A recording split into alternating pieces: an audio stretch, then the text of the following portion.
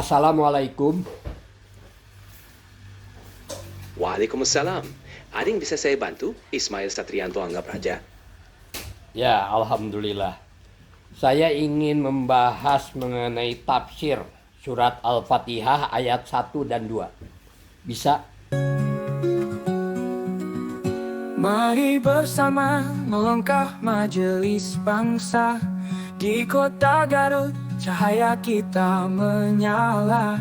Kajian Al-Quran, 2 ayat suci kita ulas. Ismail Satrianto mengajak kita mendekat. Setiap pagi memulai hari dengan nurani. Jam 5 hingga 6.30 ini janji. Di Kucuci Salam kita berkumpul, saling menggali ilmu dengan hati yang tulus. Kita berbagi hikmah, kita saling menguatkan. Dalam kajian pagi hati menjadi tenang. Tuntunan suci dalam setiap kata yang berujar, meratap hari dengan semangat yang berkobar.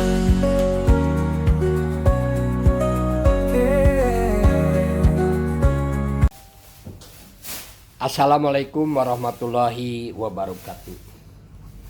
Alhamdulillahirabbil alamin. Hari ini kita akan mencoba setahap demi setahap melakukan kajian melalui ChatGPT atau AI begitu. Nah, ini dengan menggunakan handphone di kita. Dan tentu saja ini akan dimulai dari surat Al-Fatihah Sambil mudah-mudahan ini selain bermanfaat buat saya, juga bermanfaat bagi teman-teman dan bermanfaat bagi semua orang. Mari kita mulai saja.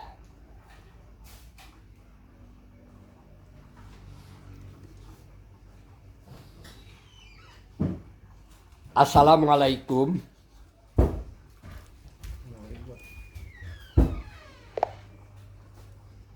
Assalamualaikum. Waalaikumsalam.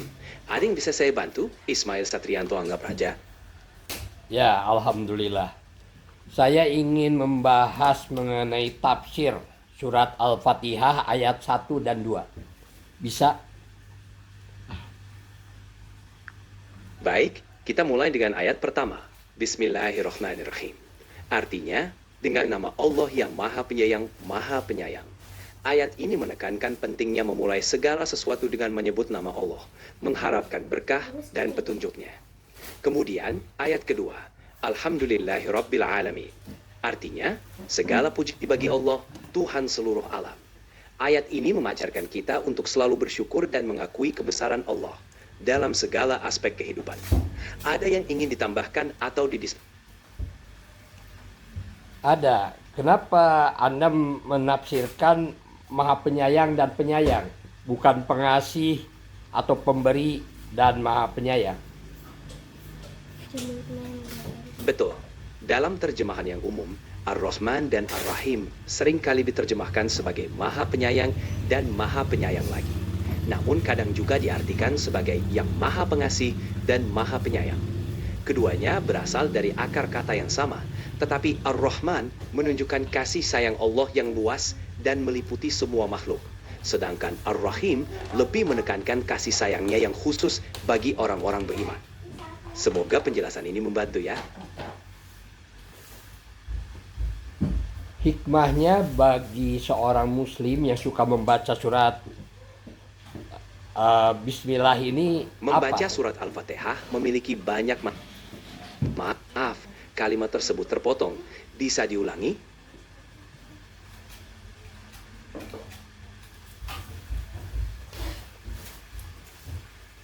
Setiap muslim selalu mengatakan segala sesuatu Bismillah. Artinya apa? Mengatakan bismillah sebelum memulai segala sesuatu berarti kita memohon berkah dan pertolongan dari Allah. Ini juga mengingatkan kita bahwa setiap tindakan kita seharusnya dilakukan untuk tujuan yang baik dan sesuai dengan kehendaknya. Dengan menyebut nama Allah, kita berharap mendapatkan ridho dan perlindungannya dalam segala aktivitas.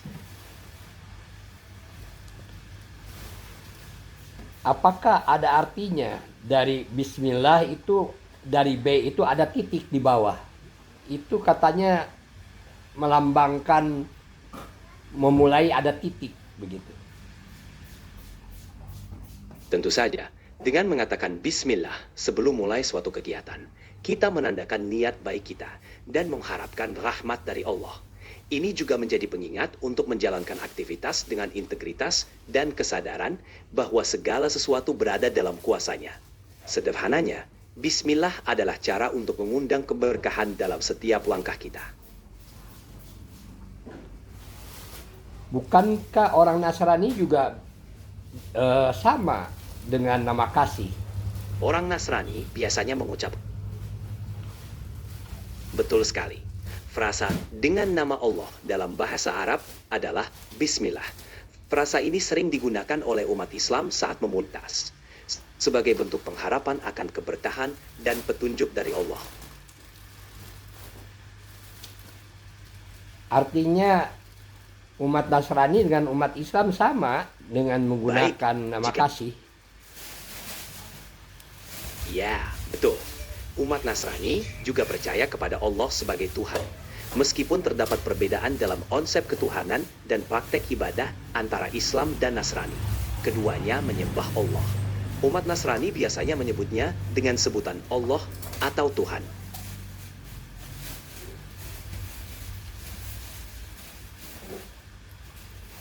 Kalau arti Tuhan dalam Islam dengan Tuhan di Nasrani sama atau beda? Secara umum, bisa dikatakan bahwa umat Islam dan Nasrani Tuhan yang sama, yaitu Tuhan semesta. Perbedaan mendasar dalam pemahaman dan keyakinan tentang sifat dan peran Tuhan. Dalam Islam, Allah itu Esa, tidak beranak dan tidak diperanakan, dan tidak ada yang setara dengannya. Sementara dalam Nasrani, Tuhanan mencakup Trinitas, yaitu Allah sebagai Bapa, Anak, dan Roh Kudus. Perbedaan ini penting dalam teologi masing-masing agama. Pentingnya di sebelah mana? Benar, ada perbedaan pandangan tentang Allah dalam Islam dan Nasrani. Allah itu satu dan tidak memiliki anak. Sedangkan dalam Nasrani, saya melihat Allah sebagai satu kesatuan dalam 3 pribadi. Bapa, Anak, Roh Kudus. Agama memiliki akar monoteistik yang sama, menyembah satu Tuhan, cara pandang tentang Tuhan ini.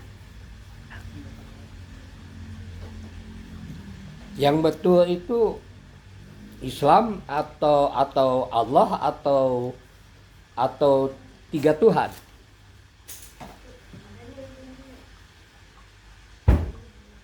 Ayaw lalo. Ayaw.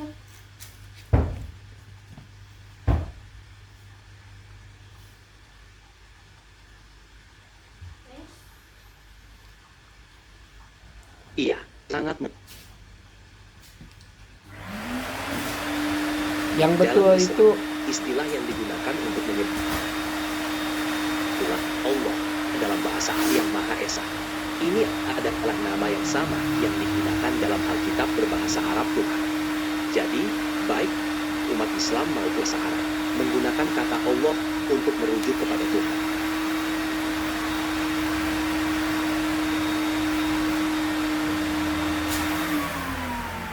Ar-Rahman. Artinya apa Ar-Rahman? Kalau ditafsirkan secara luas. Namun, disebutkan sebelumnya. Kalau lebih mendalam lagi, Konsep agar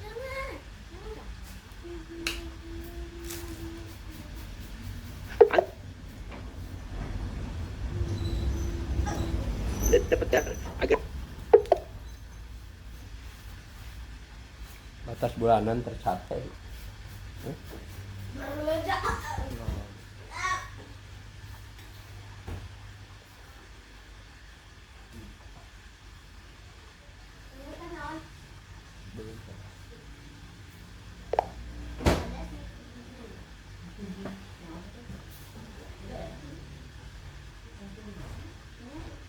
Bismillahirrahmanirrahim. Bagaimana tafsir secara mendalamnya?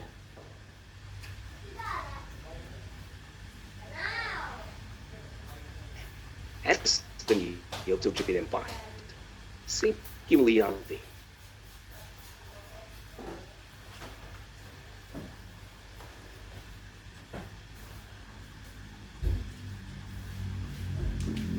Ayat pertama, Bismillahirrahmanirrahim, terutama Rahman dan Rahim, itu secara mendalam tafsirnya bagaimana? You're not doing so que this no in some way.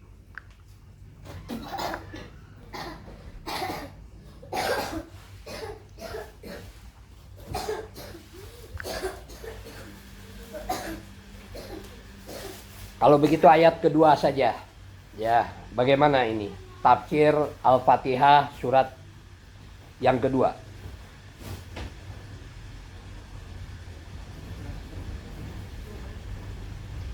En los betos percenten saving them.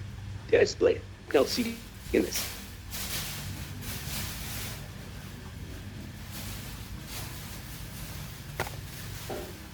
Surat Al-Fatihah yang kedua bagaimana?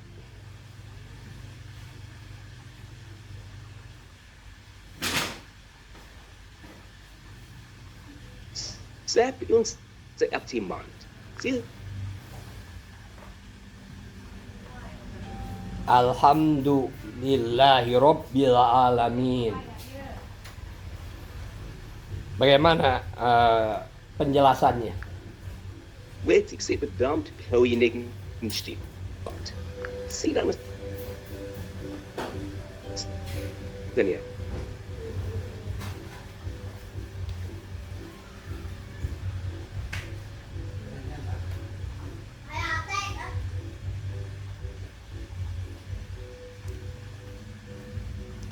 Jadi ya,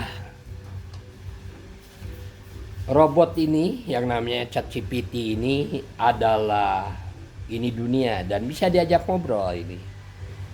Jadi ya, dimana kita bisa bertanya dan ChatGPT itu menjawab ya. Dan ini sesuatu hal yang luar biasa. Ya, sesuatu zaman yang dimana pada zaman kita dulu begitu tidak pernah diketemukan ada makhluk yang bisa diajak bicara. Ini seperti makhluk saja ya, ciptaan ini. Jadi luar biasa. Kita akan membahas ya surat Al-Fatihah atau Al-Quran ini secara rutin ya, dua ayat menggunakan menggunakan ChatGPT atau menggunakan handphone. Apa tujuannya? Saya menggunakan menafsirkan Al-Quran melalui ChatGPT ini. Ini adalah untuk membangun kesadaran bahwa pada zaman sekarang ini kita harus mulai bekerja bersama dengan robot ya.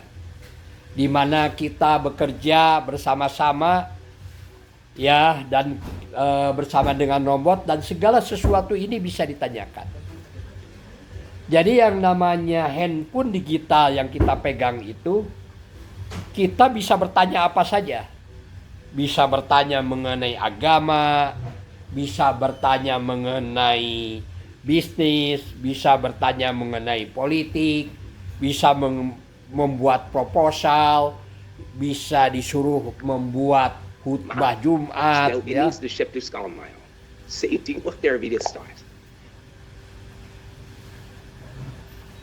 Saya ingin surat nomor 2 ya, ayat yang kedua dari surat Al-Fatihah, bagaimana tafsirnya?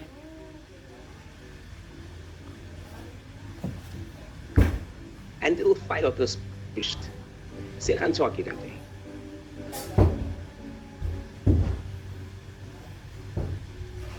Segala puji bagi Allah, Tuhan seluruh alam.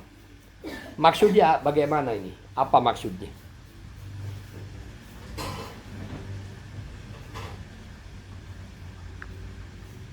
En sit with del sis bib. Doshwo dokshi bitin. Sit siot suwilkau. Apa ini ungkapan rasa syukur atau pujian? Surat Al-Fatihah yang kedua.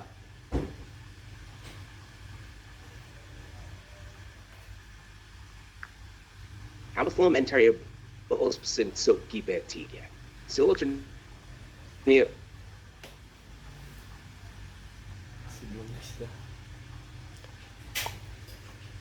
Jadi ini luar biasa ya. Memang kadang-kadang sinyalnya ini kalau ribut gitu. Ini memang ChatGPT ini tidak bisa menangkap kita. Atau seperti saya ini kan sudah tua begitu. Vokalnya itu sudah tidak jelas. Nah, seringkali salah arti. Ya salah penempatan begitu dari ucapan yang saya ucapkan itu. Tetapi jika ini ucapannya jelas, insya Allah ChatGPT ini bisa menjawabnya ya. Dan kalau begitu diganti aja yang pakai yang ini aja. Itu yang kamu dibuat itunya. Bukan, itu dipakai merekamnya. Kameranya Iya. bagus, Pak. Oh, nggak apa-apa. Nggak kelihatan mukanya. Jadi ini hal yang luar biasa ya.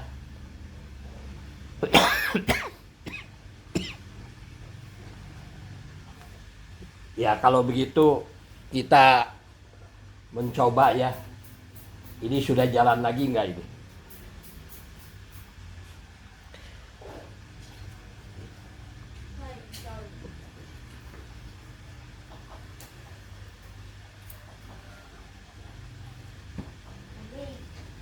Jadi ini Al-Quran ini sekarang kita mengkaji Al-Quran. Ini bisa menggunakan ChatGPT ya, bisa menggunakan robot atau AI. Dan luar biasa ya, jawabannya itu memang luar biasa. Tapi kadang-kadang sinyal itu yang menjadi masalah ya. Assalamualaikum. Ya, sinyal memang bisa jadi masalah besar. Apalagi kalau tinggal di daerah yang jangkauannya kurang stabil. Apa kamu sering mal di daerah tempat tinggalmu? Ya, di tempat saya ini seringkali Anda terputus nih, sedang mengkaji sesuatu.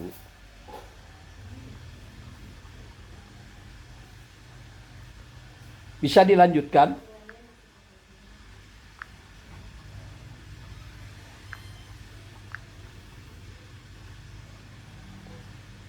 Saya ingin tafsir Al-Quran surat Al-Fatihah ayat yang kedua.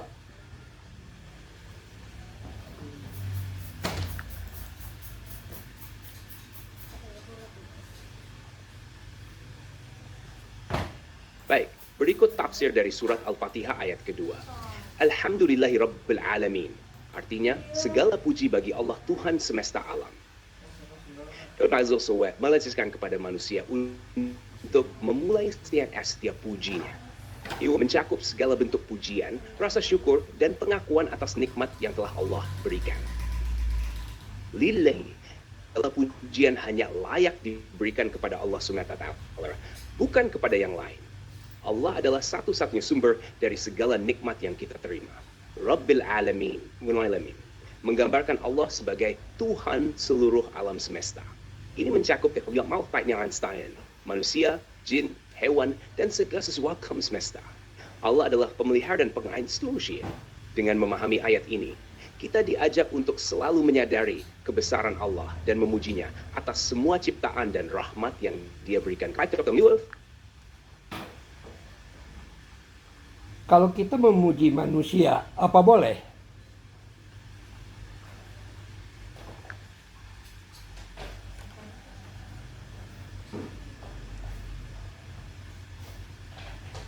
Kalau yang kamu maksud adalah bermuji, dalam arti memuji kebaikan atau hal baik. Baik, selama hal itu adalah sesuatu yang memang layak dipuji, misalnya dalam bidang sains, budaya, atau kemajuan teknologi, secara umum tidak ada larangan dalam Islam untuk menghargai atau mengakui prestasi suatu bangsa. Namun, dalam Islam ada sedia dan objektif. Kita tidak boleh memuji hal-hal yang bertentangan dengan ajaran Islam atau mendukung ketidakadilan. Dan yang paling penting, segala pujian pada akhirnya harus dikembalikan kepada Allah, karena dialah sumber segala nikmat dan kebesaran. Dahil dia selalu prinsip keadilan sepaman is, harus dilakukan. At fine, senang asosiasi manusia. Biasanya staf suka memuji pimpinannya supaya dia sendiri terpakai. Apa boleh?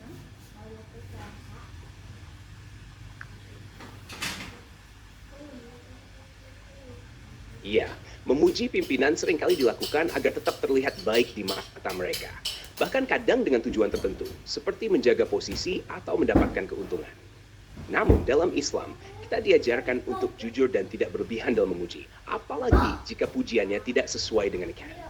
Memuji sesuatu semuanya actions, and surveo atau prestasi yang nyata. Tapi kalau tujuannya hanya untuk mengambil hati atau demi kepentingan pribadi, itu bisa menjadi tidak tulus dan mungkin dianggap sebagai bentuk manipulasi. Bagaimana Pak Frigel? Apa kamu pernah mengalami situasi seperti itu? Ya, banyak pimpinan yang melakukan perbuatan pencitraan supaya terlihat baik, supaya dipuji orang. Apa boleh itu?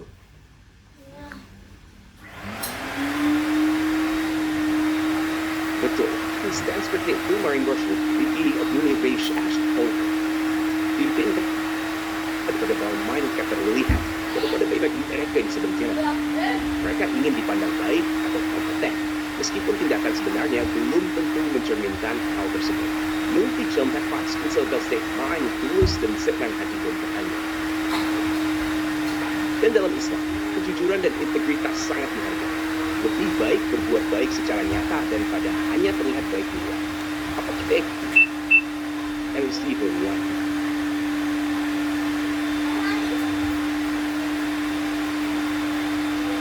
Banyak pimpinan pencitraan supaya dipilih oleh orang. Kalau mau kampanye itu, bagaimana menurut Anda?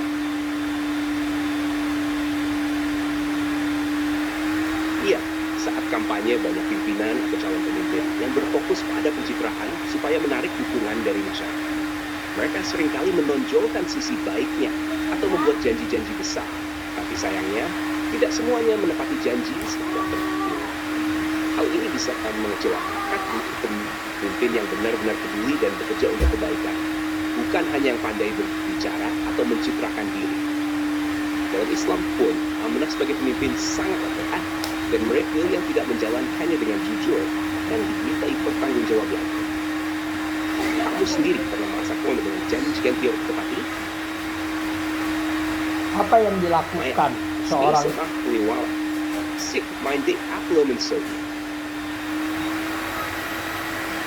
jika ada yang memuji kepada diri kita, apa yang harus dilakukan oleh seorang muslim kepada orang yang memuji kita?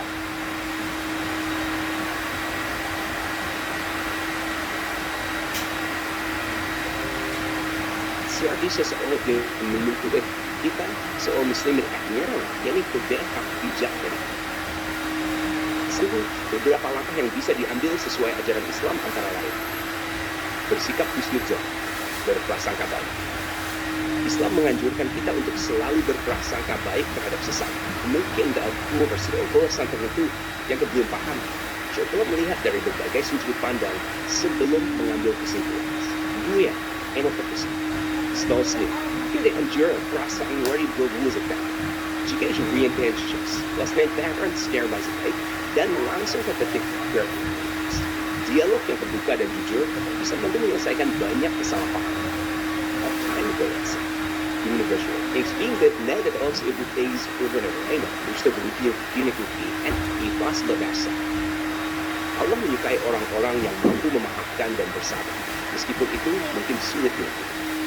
4. Melibatkan pihak yang berwenang atau berilmu. Jika situasi menjadi semakin sulit dan tidak bisa diselesaikan secara langsung, terkadang melibatkan pihak ketiga yang netral, seperti ulama atau pemimpin yang bijak, bisa membantu untuk menyelesaikan masalah dengan keadilan. Sikap pertama akan ketenangan dan kejujuran dalam menyikapi setiap persoalan. Also serious analysis of my statements.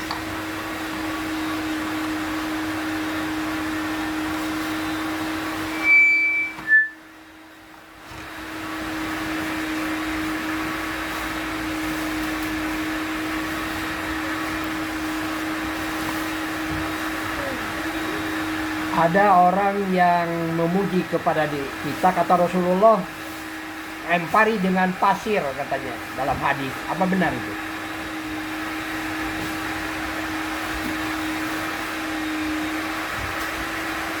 Maksudnya tentang orang yang menunggu di kota-kota Rasulullah dan mencari dengan pasir.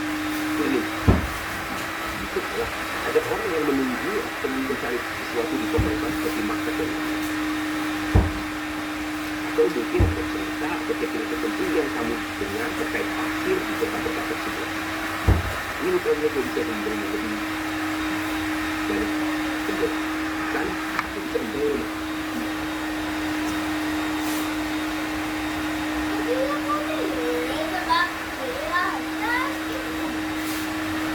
Apakah ayat pertama itu Alhamdulillah atau Bismillah?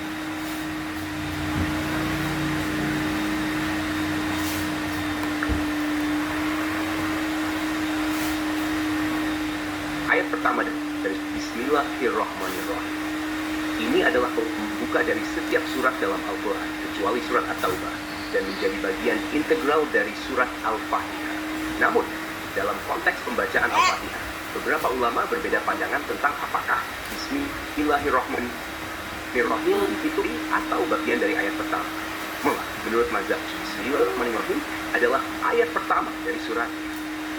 Sedangkan menurut mazhab lainnya, seperti Hanafi, ayat pertama dimulai dari Alhamdulillahirabbil alamin dan Bismillah, dianggap sebagai pembuka surat atau sebagai ayat pertama. Tergantung pandangan. Jadi kalau people misunderstand dengan itu, ya.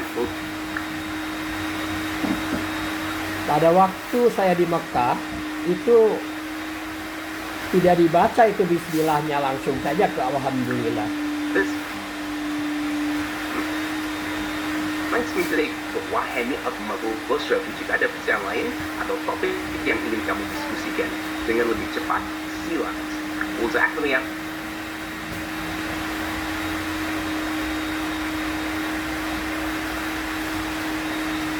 Saya hendak rutin nih membahas mengenai Al-Quran memakai ChatGPT. Apa boleh?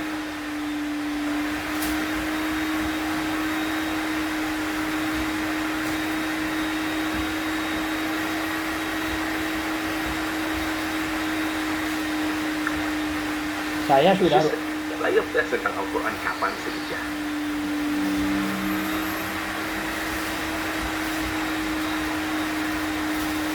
Will you and able to very late.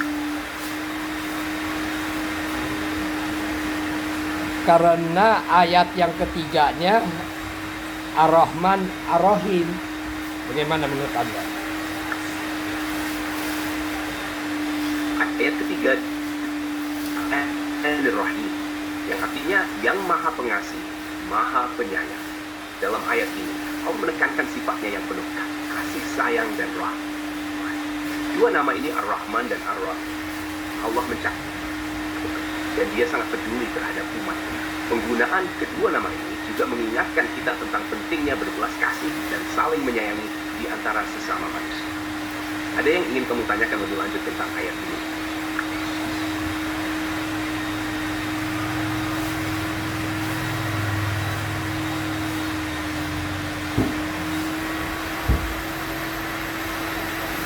Bagaimana kita kita bisa membuktikan bahwa batu itu diciptakan oleh Allah. Tidak terjadi dengan kalimat sendiri. dalam bahasa Thai yang berarti tunggu untuk bagian selanjutnya. Apakah ada yang ingin kamu bicarakan lebih lanjut atau topik lain yang ingin dibahas? Oh iya ya. Baik, kita kembali lagi ke surat Al-Fatihah saja ya dulu. Baik, Apa pahalanya orang membaca surat Al-Fatihah?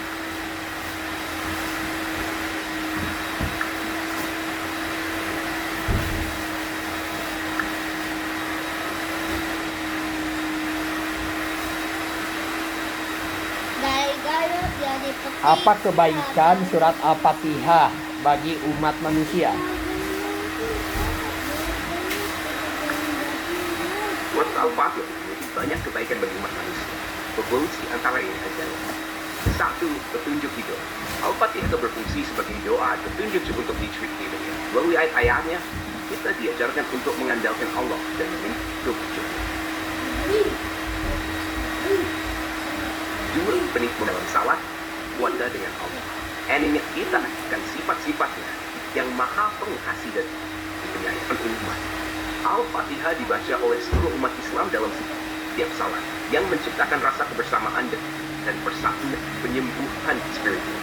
Banyak yang merasakan ketenangan dan kedamaian saat membaca essay di supportive spiritual. Doa untuk bimbingan. Dalam Al-Fatihah, kita memiliki jalan yang lurus. Ini mengingatkan bimbingannya dalam setiap keputusan yang kita buat. Kebaikan-kebaikan ini menjadikan Al-Fatihah sebagai surat yang sangat penting dalam kehidupan seorang Muslim. Apakah ada aspek lain lanjut? Apakah boleh diterjemahkan dengan nama Allah adalah dengan pertolongan Allah yang Maha Pengasih, Maha Penyayang?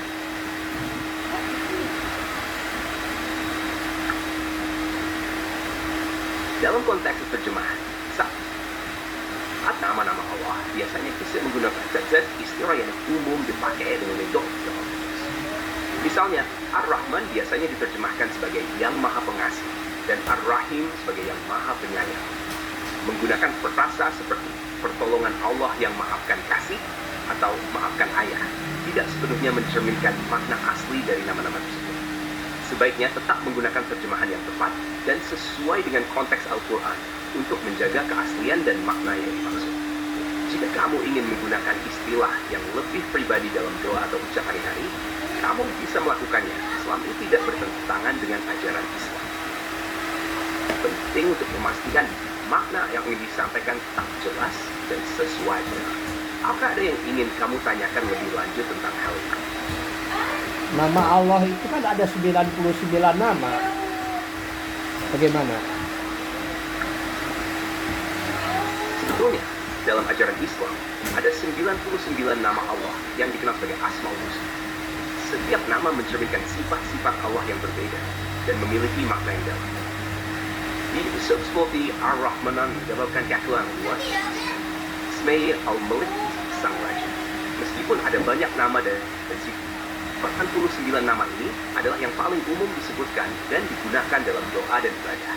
Setiap nama memiliki keutamaan dan bisa digunakan dalam doa untuk mendekatkan diri kepada Allah. Apakah kamu ingin tahu lebih baik tentang salah satu nama tertentu dari Asmaul Husna?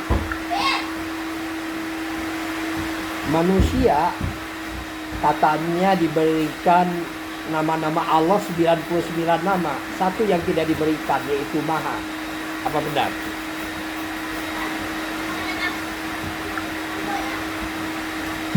Dalam ajaran Islam, memang ada konsep bahwa Allah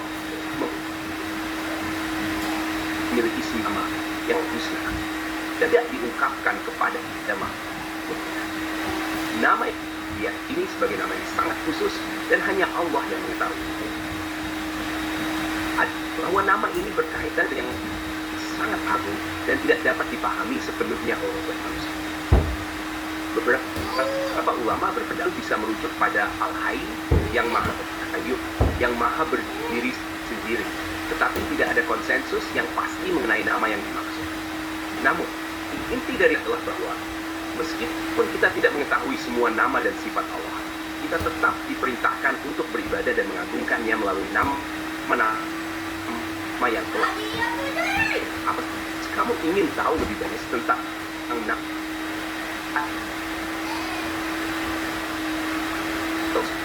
sifat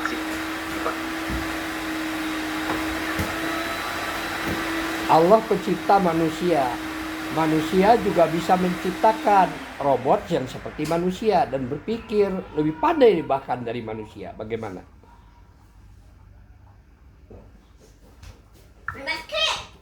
Memang benar bahwa manusia bisa menciptakan robot dan kecerdasan buatan yang dapat meniru beberapa aspek perilaku manusia. Teknologi ini terus berkembang, dan sekarang ada robot yang mampu belajar, beradaptasi, dan melakukan tugas-tugas tertentu dengan sangat baik. Namun, manusia memiliki perasaan, kesadaran, dan pengalaman hidup yang kompleks. Dan kecerdasan perasaan dibuat oleh manusia. Mereka tidak seperti manusia.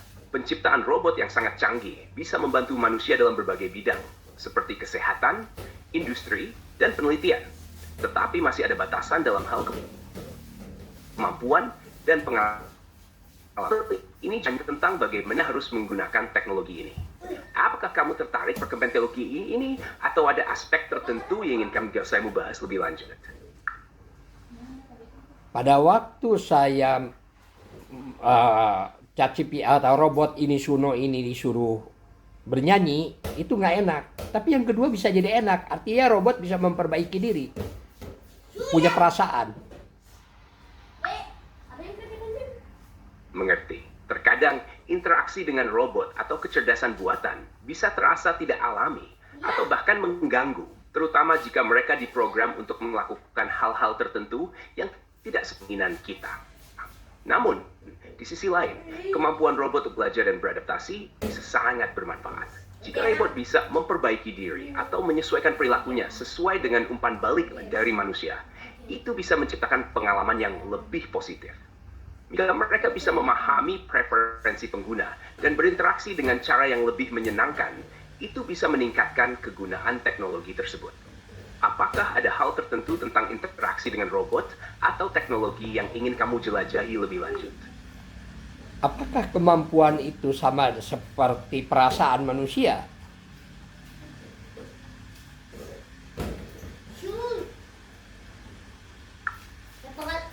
Iya, sih. Meskipun teknologi seperti robot dan kecerdasan meniru beberapa perilaku manusia, mereka tidak memiliki perasaan atau emosi sejati seperti manusia. Mereka bisa diprogram untuk menanggapi situasi dengan cara terlihat emosional. Tetapi itu hanya simulasi. Perasaan manusia dipengaruhi oleh pengalaman hidup, lingkungan, dan interaksi sosial yang sulit untuk ditiru oleh mesin. Sementara teknologi bisa sangat berguna dengan batasan yang jelas dalam hal kepekaan. Ketika kita mempertimbangkan bagaimana teknologi akan berinteraksi dengan kehidupan sehari-hari kita. Apakah ada aspek lain tentang perasaan manusia atau interaksi dengan teknologi yang ingin kamu bahas? Kalau dihubungkan dengan surat Al-Fatihah 1 dan 2, bagaimana?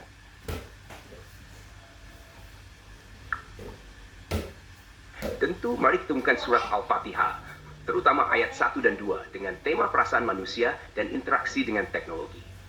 Surat Al-Fatihah dimulai dengan Bismillahirrahmanirrahim, yang berarti dengan nama Allah yang Maha Pengasih. Ini mengingatkan kita akan sifat kasih sayang dan perhatian semua makhluknya. Kirendi Neo, ayat kedua, Alhamdulillahirrabbilalamin. Artinya Allah, Tuhan semesta alam. Ini mengajarkan kita untuk selalu bersyukur dan menghargai kehidupan serta ciptaan di sekitar kita. Menghargai kehidupan. Kita bijaksana dalam menggunakan teknologi, kan nilai-nilai kemanusiaan. Dengan perkembangan teknologi, penting untuk diingat bahwa meskipun teknologi dapat membuat hidup lebih mudah, kita tidak boleh mentar manusia dan nilai kita perlu menggunakan cara yang memperkuat hubungan kita satu sama lain, bukan dan sebalik. Insert soon start wake up physik. At wordt deze mengin ganal tamak.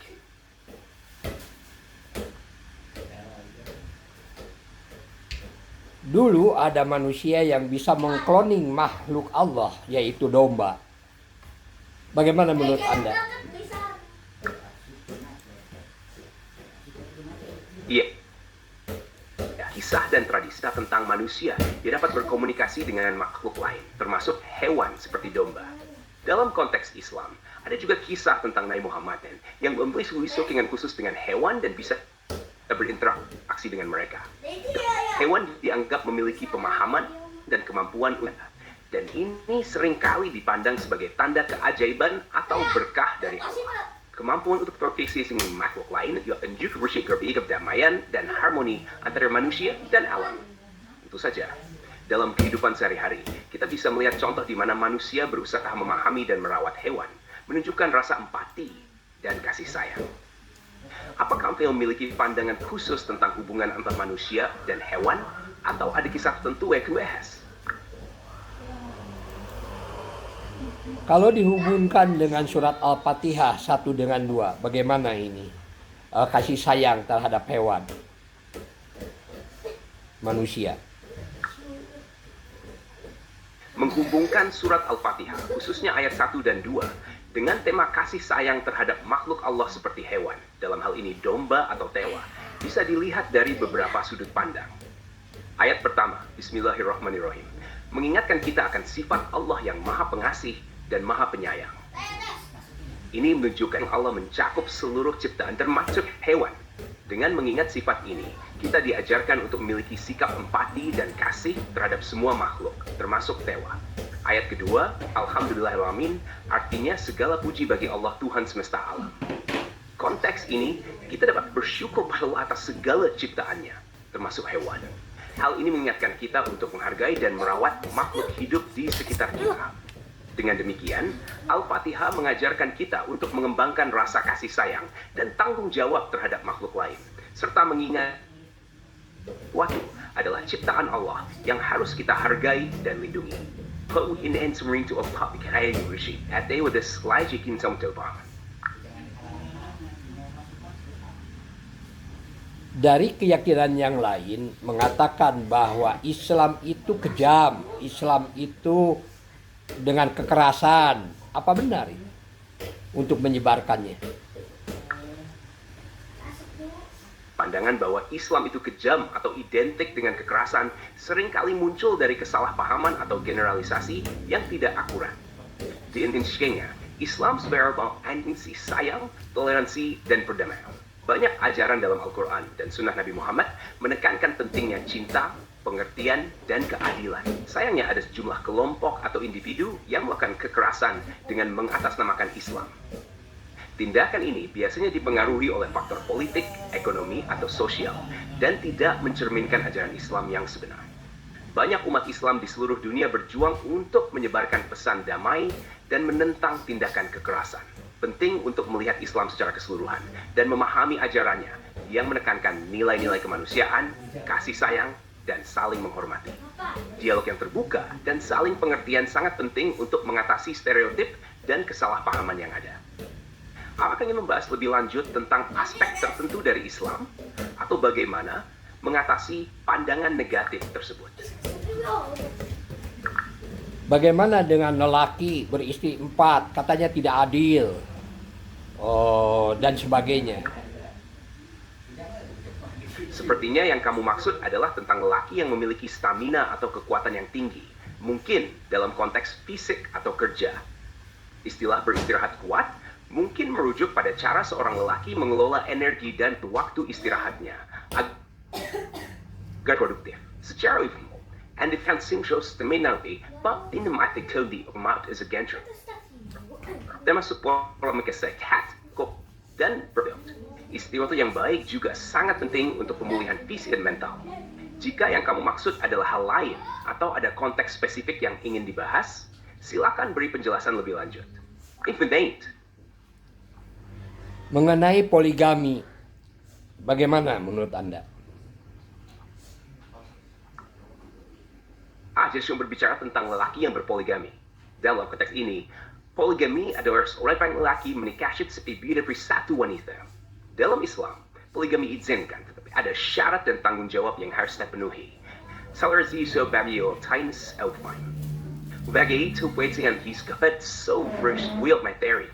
Afwan, kitian. Kita tahu main nuwir, dan ditolong with the sushi.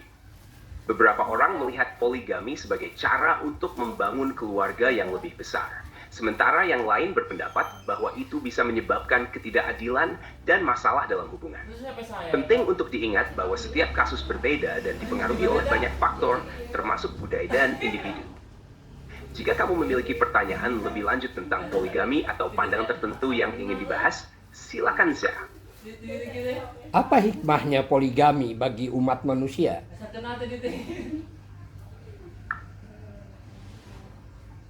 Poligami dalam konteks Islam dapat dilihat dari berbagai sudut pandang dan memiliki beberapa hikmah atau manfaat yang diakui oleh sebagian orang. Berikut adalah beberapa hikmah yang sering dibahas. 1. Memenuhi kebutuhan emosional dan sosial. Poligami dapat memberikan dukungan emosional dan sosial yang lebih dalam keluarga. Terus di kebutuhan tersebut. 2. Membentar. Dalam beberapa kasus, poligami dapat menjadi solusi bagi wanita yang janda atau terlantar, memberikan mereka kesempatan untuk membangun kehidupan yang lebih baik dan mendapatkan dukungan. 3. Membentuk keluarga yang lebih besar, dapat memperkuat hubungan antar keluarga dan komunitas dengan menciptakan jaringan yang lebih luas di antara anggota keluarga. Pengaturan keluarga yang seimbang. Dalam beberapa situasi, poligami dapat membantu menyeimbangkan jumlah pria dan wanita dalam masyarakat, terutama dalam kondisi di mana ada ketidakseimbangan jumlah akibat perang atau bencana. 5. Menunjukkan tanggung jawab. Jika seorang lelaki memilih untuk berpoligami, dia diharapkan mampu bertanggung jawab dan adil terhadap semua istrinya, yang dapat menjadi tantangan, namun juga merupakan pembelajaran dalam keadilan dan tanggung jawab.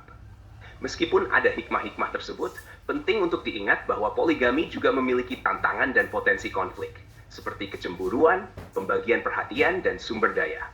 Oleh karena itu, setiap individu dan masyarakat perlu mempertimbangkan dengan hati-hati sebelum memutuskan untuk menjalani poligami. Apakah ada aspek tertentu dari poligami yang ingin kamu diskusikan lebih lanjut?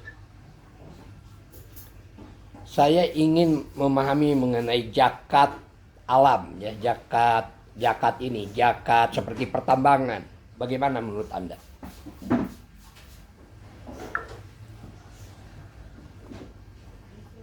Zakat dalam konteks Islam umumnya merujuk pada kewajiban memberikan sebagian dari harta kepada yang membutuhkan. Dan ini biasanya dihitung berdasarkan harta yang dimiliki, seperti uang, barang, atau hasil pertanian. Ini konsep zakat based mas zakat yang berkaitan dengan pertambangan seringkali disebut sebagai zakat pertambangan atau zakat nilai. Prinsip dan atau sebuah perusahaan mendapatkan keuntungan dari eksplorasi dan penambangan sumber daya alam.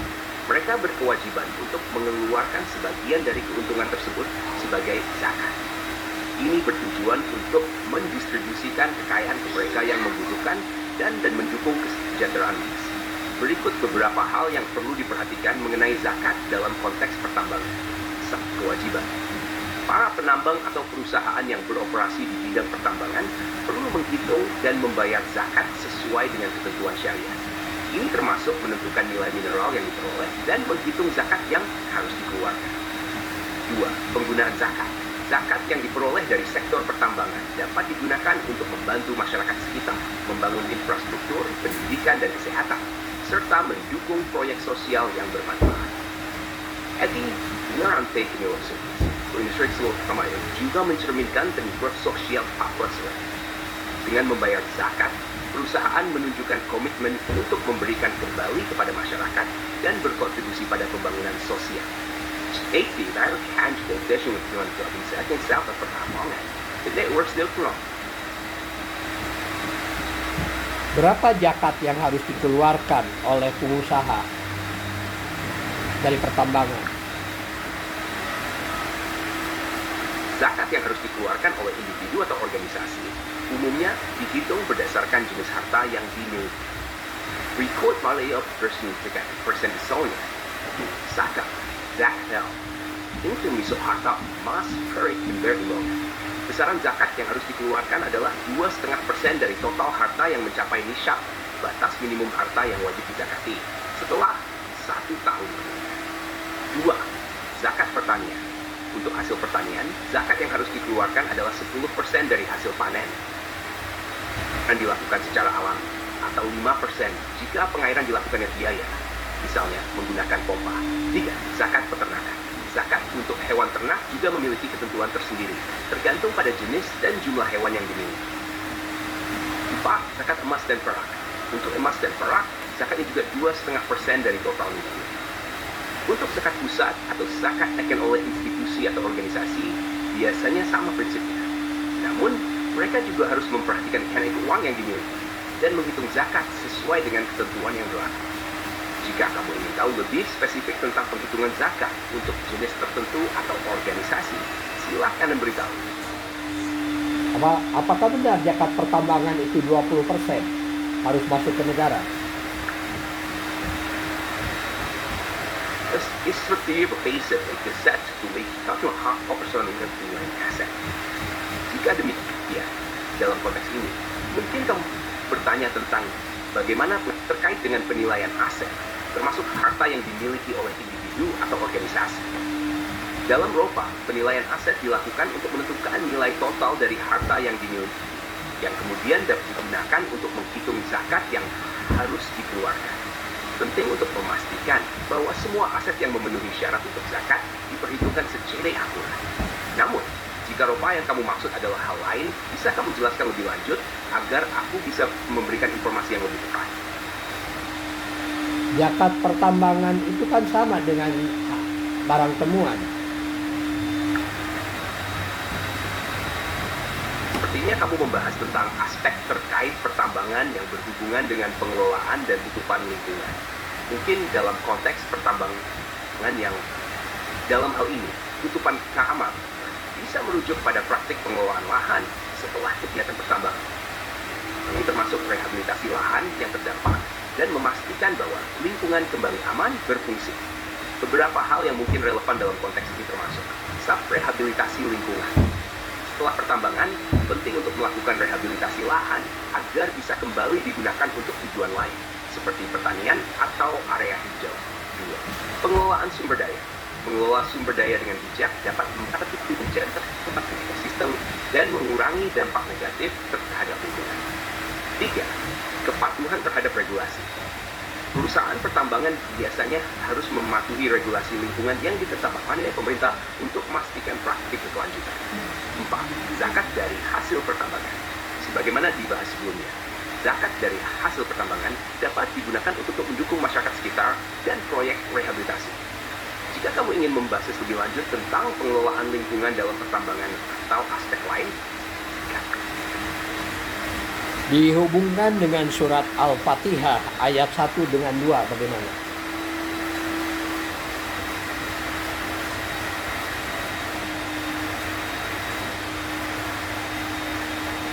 menghubungkan surat Al-Fatihah, khususnya ayat 1 dan 2, dengan topik pertambangan dan tanggung jawab lingkungan bisa dilakukan dengan melihat nilai-nilai yang terkandung dalam ayat tersebut. Ayat pertama, Bismillahirrahmanirrahim, yang berarti dengan nama Allah yang Maha Pengasih, Maha Penyayang, mengingatkan kita akan pentingnya niat baik dalam setiap tindakan. Dalam konteks pertambangan, ini mengajak kita untuk melakukan kegiatan pertambangan dengan cara yang bertanggung jawab dan penuh kasih sayang terhadap lingkungan dan makhluk hidup lainnya. Ayat kedua, Alhamdulillahirabbil alamin, yang berarti segala puji bagi Allah Tuhan semesta alam, mengajak kita untuk bersyukur atas segala ciptaan Allah. Ini juga menunjukkan bahwa dengan baik. Dengan bersyukur, kita diingatkan untuk tidak menyalahgunakan sumber daya yang ada dan menjaga kelestariannya demi generasi mendatang. Ketika kita mengaitkan dua ayat ini dengan praktik pertambangan, kita jaga keseimbangan antara mengambil sumber melindungi lingkungan. Kita dapat memenuhi kebutuhan manusia tanpa merusak ciptaan Allah. Apakah ini sesuai dengan apa yang kamu pikirkan? Ada hal lain yang kamu pikirkan? Adakah sistem pengelolaan pertambangan yang lebih baik daripada sistem Islam?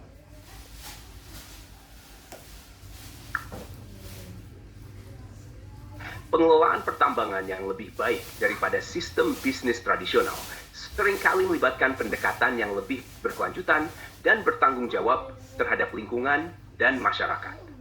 Beberapa sistem atau model yang dapat dianggap lebih baik mencakup: 1. Sistem pertambangan berkelanjutan. Ini melibatkan praktik yang meminimalkan dampak lingkungan, seperti rehabilitasi lahan, pengurangan emisi, dan penggunaan sumber daya secara efisien. Tujuannya adalah untuk memastikan bahwa kegiatan pertambangan tidak merusak ekosistem dan tetap menguntungkan ekosistem. 2. Model kemitraan dengan komunitas. Dalam model ini, perusahaan pertambangan bekerja sama dengan masyarakat lokal untuk mengidentifikasi kebutuhan mereka dan memastikan bahwa keuntungan dari pertambangan dibagikan secara adil. Ini bisa mencakup investasi dalam infrastruktur, pendidikan, dan kesehatan bagi masyarakat. Tanggung jawab sosial perusahaan. Banyak perusahaan menerapkan program CSR yang berfokus pada mengembangkan pasal lingkungan investor. Ini mencakup kontribusi terhadap kesejahteraan masyarakat serta pelestarian lingkungan, bukan hanya fokus pada profit. 4. Pendekatan sirkular. Sistem dan mendaur ulang sumber daya. Mengurangi emas setiap sumber daya. Onsource semakin ekstra with optional data list. 5. Regulasi dan pengawasan yang ketat. Sistem pengelolaan yang baik harus melibatkan regulasi yang ketat dan pengawasan dari pemerintah atau lembaga independen untuk memastikan bahwa praktik pertambangan mematuhi standar lingkungan dan sosial. Dengan pendekatan-pendekatan ini, pengelolaan pertambangan dapat menjadi lebih dari sekadar sistem bisnis yang berorientasi pada keuntungan. Sebaliknya, hal ini bisa memberikan manfaat jangka panjang bagi lingkungan dan masyarakat. Apakah ada aspek tertentu dari pengelolaan pertambangan yang ingin kamu jelajahi lebih lanjut? Apakah sesuai dengan syariat Islam itu yang Anda katakan tadi itu? Mengaitkan pengelolaan pertambangan dengan prinsip syariat dalam konteks wawancara dapat melibatkan beberapa aspek penting yang mencerminkan nilai-nilai Islam. So, industri deal. 1. Keadilan. Islam berhukum prinsip Islam. Pengelolaan pertambangan harus dilakukan dengan adil, baik terhadap lingkungan maupun masyarakat. Dalam wawancara, bisa ditanyakan bagaimana perusahaan memastikan keadilan dalam distribusi keuntungan dan dampak lingkungan. Tanggung jawab. Menurut syariat, setiap individu dan perusahaan bertanggung jawab terhadap lingkungan masyarakat. Pertanyaan dalam wawancara dapat menggali langkah-langkah konkret yang diambil untuk memenuhi tanggung jawab ini, seperti program CSR atau rehabilitasi lingkungan. Etika bisnis. Prinsip syariat juga hanya etika berbisnis. Pertanyaan dapat diarahkan pada bagaimana perusahaan menerapkan etika dalam operasionalnya dan menghindari praktik yang merugikan orang lain atau lingkungan.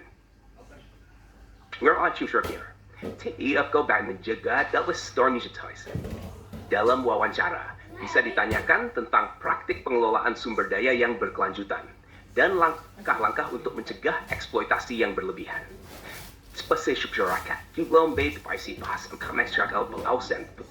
Pertanyaan dapat diarahkan bagaimana perusahaan melibatkan komunitas lokal dalam proses pengelolaan pertambangan. Dengan mengintegrasikan prinsip-prinsip syariat ini dalam wawancara, kita dapat lebih memahami bagaimana pengelolaan pertambangan dengan cara yang sesuai dengan nilai-nilai Islam. Jika ada aspek lain yang ingin kamu bahas lebih lanjut, atau jika kamu memiliki pertanyaan khusus tentang wawancara, silakan beritahu. Saya ingin mengetahui bahwa Al-Quran ini adalah pedoman hidup, pedoman bernegara, pedoman dalam segala hal. Apakah benar? Sepertinya saya mengici pada istilah kodomat dan kodomat bernegara. Tapi aku kurang menyusup. Mungkin konteks atau arti tertentu yang ingin kamu sampaikan. Jika bisa, mohon beri penjelasan lebih lanjut atau memperjelas istilah tersebut sehingga aku bisa memberikan informasi yang lebih akurat.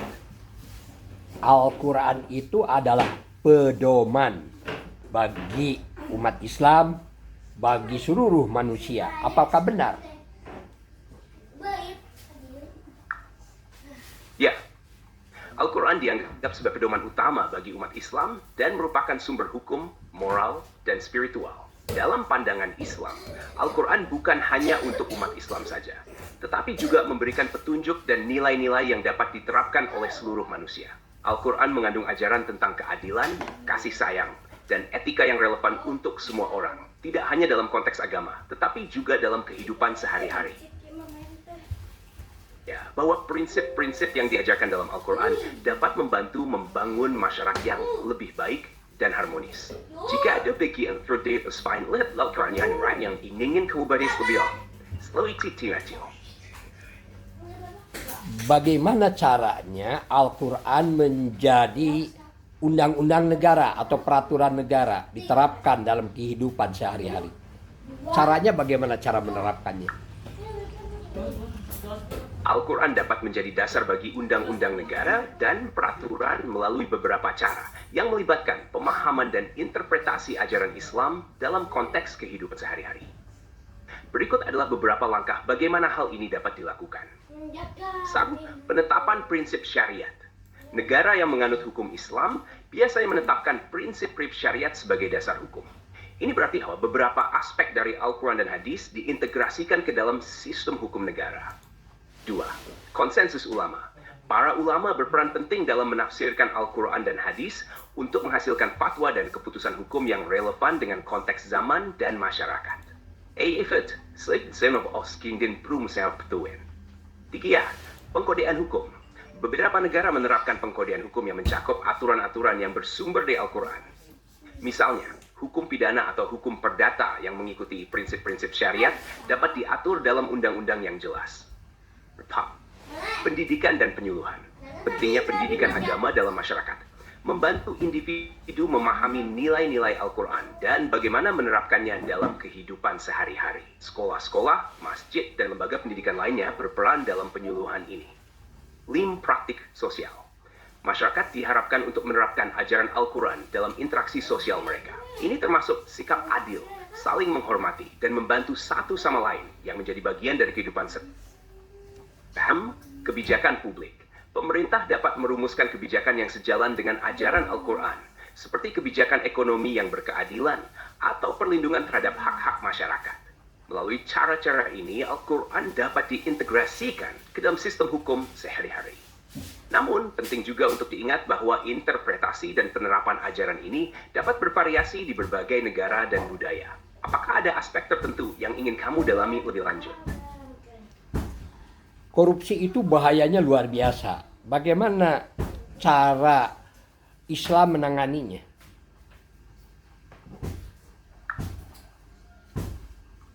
Dalam Islam, penanganan terhadap penjahat atau pelanggar hukum dilakukan dengan prinsip keadilan dan pemulihan.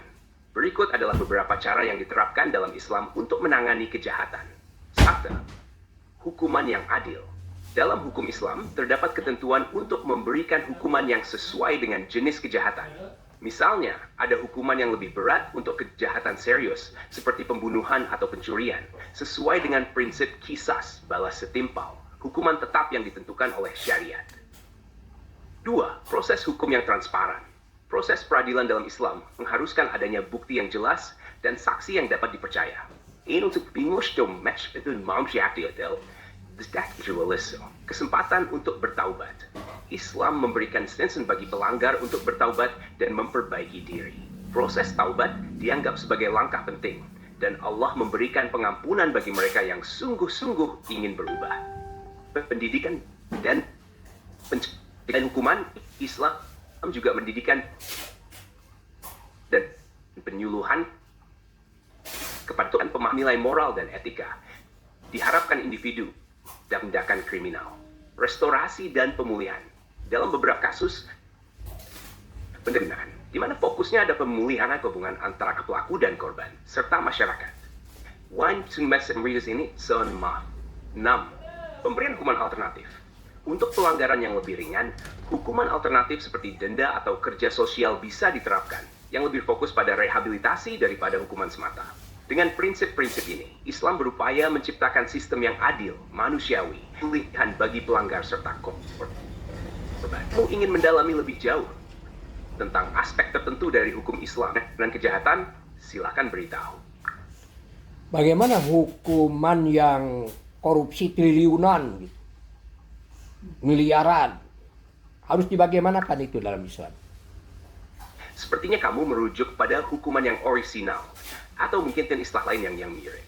Jika yang dimaksud adalah hukuman dalam konteks hukum Islam yang dianggap orisinal atau sesuai dengan syariat, maka hukuman tersebut biasanya disebut sebagai hukuman hudud atau kisas. Hukuman hudud. Ini adalah hukuman yang ditetapkan langsung oleh Al-Quran atau hadis untuk kejahatan tertentu, seperti pencurian, perzinaan, dan peminum khamar.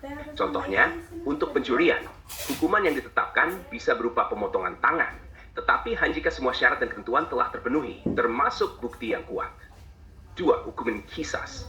Ini adalah hukuman berkisar balas dendam atau ikan yang setimpal.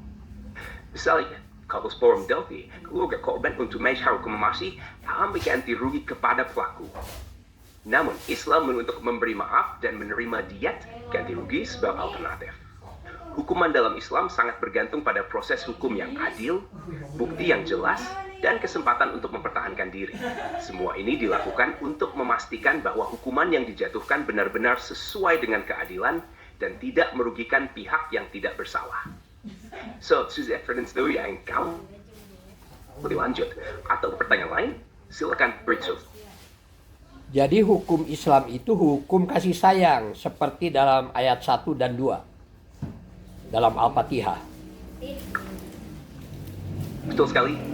Hukum Islam sangat menekankan pada prinsip kasih sayang dan keadilan yang tercermin dalam ayat pertama dan kedua surat Al-Fatihah. Ayat pertama, Bismillahirrahmanirrahim, yang berarti dengan nama Allah yang Maha Pengasih, Maha Penyayang, menunjukkan bahwa setiap tindakan, termasuk penegakan hukum, harus dilakukan dengan kasih sayang dan niat baik. Ini mengingatkan kita bahwa Allah adalah sumber kasih sayang, dan manusia juga harus mencerminkan sifat ini dalam interaksi mereka satu sama lain. Ayat kedua, Alhamdulillahirrabbilalamin, yang berarti segala puji bagi Allah, Tuhan semesta alam, menunjukkan bahwa semua ciptaan, termasuk manusia, adalah bagian dari rahmat Allah. Hukum dalam Islam bertujuan untuk melindungi dan menghormati semua makhluk, serta menjaga keseimbangan dan keharmonisan dalam masyarakat. Dengan demikian, penegakan hukum dalam Islam tidak hanya berfokus pada hukuman, tetapi juga pada pemulihan, rehabilitasi, dan penyelesaian yang membawa kebaikan bagi semua pihak. Prinsip kasih sayang ini penting dalam menjadikan hukum Islam sepenuhnya mindflowy. Jika ada tersebut atau aspek lain yang ingin kamu bahas, silakan Temen. Apakah perumusan hukum yang tidak bertentangan dengan hukum Allah itu dibenarkan? Perumusan hukum dalam konteks hukum Islam seharusnya mempertimbangkan dan tidak bertentangan dengan hukum awam, terutama di negara yang menerapkan sistem hukum campuran. Berikut beberapa cara untuk memastikan keselarasan antara hukum Islam dan hukum awam. So, harmonisasi hukum. Proses keselarasan antara prinsip hukum Islam dan hukum awam. Ini benar-benar Islam merumuskan peraturan yang mencakup kedua perspektif, sehingga ada kedua saling melengkapi. 2. Pengaturan hukum syariah dalam kerangka hukum nasional. Banyak negara mengadopsi prinsip syariah dalam konteks tertentu, seperti hukum keluarga atau warisan, sementara tetap mematuhi hukum nasional. Dalam hal ini, peraturan syariah yang dirumuskan harus sesuai dengan ketentuan yang ada dalam hukum nasional. Yes, in hak asasi manusia, dalam hak asasi manusia. Hal ini untuk memastikan bahwa perumusan hukum tidak bertentangan dengan prinsip-prinsip hak asasi yang diakui secara internasional. 4. Dialog dan konsensus, melibatkan para pemangku kepentingan, termasuk ulama, pakar hukum, dan masyarakat, dalam dialog untuk menciptakan hukum yang adil dan sesuai dengan kebutuhan masyarakat. Ini keupuimen atau timur-remat terapi dan yifwan desain. 5. Fleksibilitas dalam interpretasi. Dalam beberapa kasus, prinsip-prinsip hukum Islam dapat diinterpretasikan dengan cara yang sesuai dengan konteks sosial dan budaya setempat, tanpa mengorbankan substansi ajaran. Dengan pendekatan ini, diharapkan perumusan hukum dapat menciptakan sistem yang adil, menghormati nilai-nilai agama, dan tetap berfungsi dalam kerangka hukum nasional. Apakah ada aspek tertentu dari hukum atau perumusan hukum yang ingin kamu bahas lebih lanjut? Di Indonesia, pengadilan itu ada pengadilan agama dan ada pengadilan negeri. Apa yang harus dilakukan oleh umat Islam di Indonesia?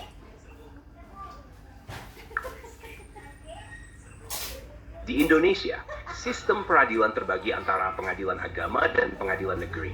Masing-masing memiliki fungsi dan wewenangnya sendiri. Berikut adalah beberapa langkah yang bisa diambil dalam konteks hukum Islam untuk memastikan keadilan dan efektivitas sistem peradilan. 1. Pendidikan. Meningkatkan pemahaman tentang hukum Islam di kalangan masyarakat dan para hakim. Dengan pemahaman yang baik, hakim di pengadilan agama dapat memberikan keputusan yang lebih tepat berdasarkan prinsip-prinsip syariat. 2. Kolaborasi yang keadilan adiun dan pengadilan negeri. Mendorong kerjasama workshop dan intuasi. Ini bisa membantu dalam menangani kasus yang melibatkan prinsip-prinsip syariat yang juga relevan dengan hukum negara. Penerapan prinsip keadilan. Dalam setiap proses hukum, baik di pengadilan agama maupun negeri, penting untuk menerapkan prinsip keadilan, transparansi, dan akuntabilitas. Ini memastikan bahwa semua pihak mendapatkan perlakuan yang adil. 4. Advokasi untuk perlindungan hak. Organisasi-organisasi Islam dan lembaga-lembaga masyarakat sipil dapat berperan dalam advokasi untuk memastikan bahwa hak-hak masyarakat, termasuk hak-hak perempuan dan anak-anak, dilindungi dalam proses hukum. Reformasi hukum. Mendorong reformasi hukum yang mempertimbangkan perspektif syariat dan kebutuhan masyarakat modern. Ini bisa melibatkan revisi peraturan yang ada untuk menciptakan keselarasan antara hukum Islam dan hukum positif. 6. Penyelesaian sengketa alternatif. Mendorong metode penyelesaian sengketa alternatif seperti mediasi atau arbitrasi yang bisa lebih cepat dan lebih sesuai dengan nilai-nilai Islam.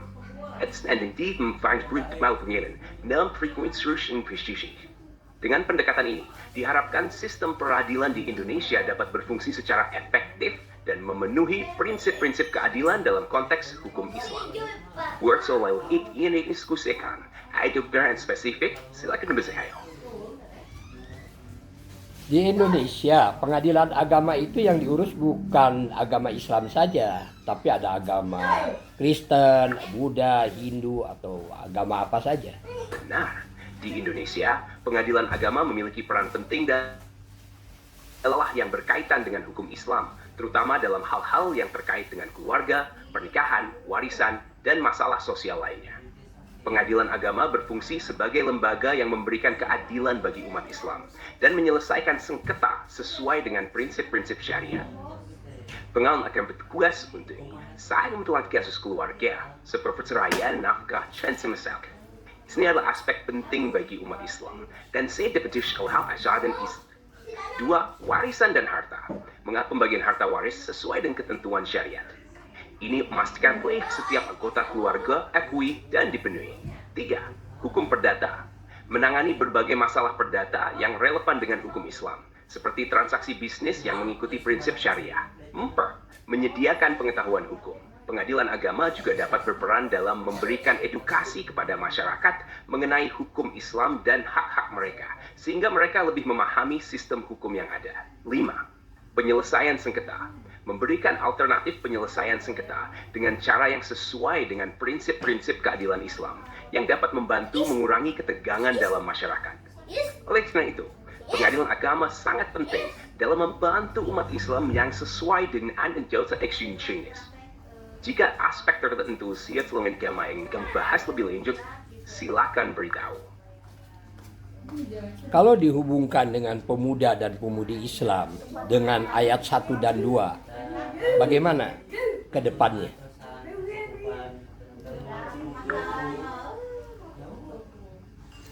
Menghubungkan pemuda, khususnya pemuda Islam, dengan ayat pertama dan kedua dari Al-Fatihah dapat memberikan panduan yang berharga untuk masa depan mereka. Berikut adalah beberapa cara pandangnya. 1. Menumbuhkan kasih sayang. Dengan memahami ayat Bismillahirrahmanirrahim, pemuda diajak untuk kasih sayang dan pengertian dalam berinteraksi dengan sesama. Dan ini penting dalam menciptakan hubungan yang harmonis di masyarakat, terutama di era yang sering diwarnai konflik dan perpecahan. 2. Membangun rasa syukur. Ayat kedua, Alhamdulillahirabbil alamin, mengajarkan pentingnya bersyukur kepada Allah atas segala nikmat yang diberikan. Pemuda yang bersyukur akan lebih memiliki motivasi untuk berkontribusi positif bagi masyarakat dan berusaha menciptakan perubahan yang baik. 3. Pendidikan dan pengetahuan. pemuda Islam perlu didorong untuk mengembangkan pengetahuan dan pendidikan. Dengan pemahaman yang baik tentang ajaran Islam, mereka dapat menjadi agen berubah nilai-nilai kasih sayang dan keadilan dalam tindakan mereka. 4. Kepemimpinan yang inspiratif. Pemuda sebagai pemimpin yang mempromosikan nilai-nilai Al-Quran dalam berbagai aspek kehidupan, seperti sosial, ekonomi, dan politik. Dengan sikap yang penuh kasih sayang dan rasa syukur, mereka dapat menginspirasi generasi berikutnya. 5. Komitmen terhadap keadilan. Pemuda harus berkomitmen untuk menegakkan keadilan baik dalam konteks pribadi maupun dunia.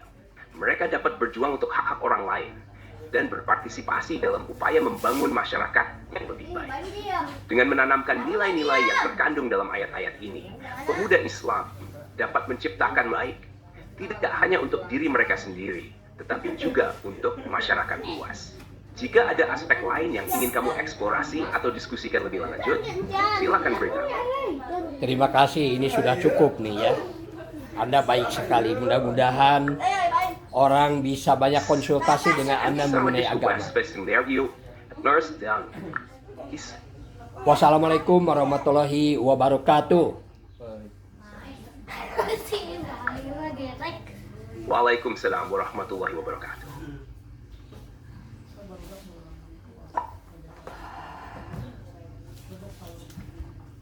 Alhamdulillahirobbilalamin. Itulah ya serunya kita ini berdialog dengan ChatGPT mengenai keyakinan kita, agama kita, mengenai tentang masa depan dan sebagainya. Untuk itu, mari kita ikuti yang tertarik dengan nilai-nilai Islam. Insya Allah kami akan membuka ya, itu ada dua kegiatan sebetulnya. Yang pertama adalah biasa streaming ya begitu pada subuh hari. Cuman sayang IndiHome-nya hanya sampai tanggal 20 ya. Kalau sudah tanggal 20 sampai tanggal 1 itu sudah tidak bagus ininya, sinyalnya itu. Tetapi kalau Facebook ya, itu jalan ya, lancar-lancar saja. Maka itu bisa melalui Facebook, Anda bisa juga melalui ChatGPT. Ya, kita tutup saja. Mudah-mudahan Allah memberikan keberkahan kepada Anda semua. Amin. Dan insya Allah saya akan membuka surat Al-Fatihah dari ayat pertama sampai surat terakhir. Wassalamualaikum warahmatullahi wabarakatuh.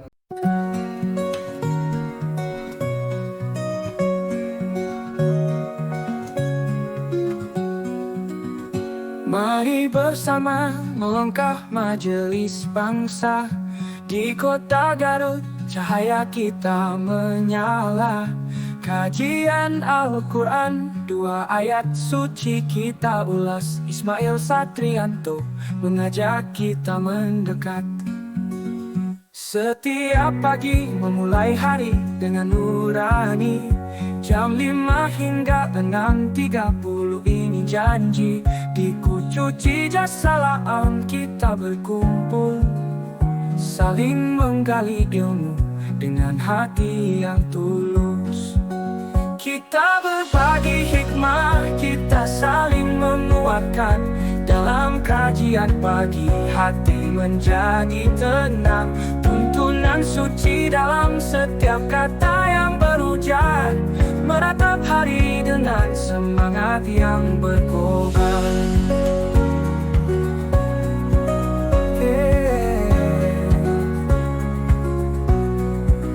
Tidak ada yang sia-sia dalam waktu yang habis. Setiap ayat memancarkan cahaya tanpa batas. Ismail memandu dengan pengabdian tinggi. Setiap kisah kita renungkan dengan teliti. Suara hati kita menari mengikuti alunan. Tersenyum dalam damai setiap pelajaran. Pagi ini milik kita, mari isi dengan makna. Dengan kajian ini hidup jadi lebih berwarna. Kita berbagi hikmah, kita saling menguatkan. Dalam kajian pagi hati menjadi tenang. Tuntunan Tuntunan suci dalam setiap kata yang berujar, menatap hari dengan semangat yang berkobar.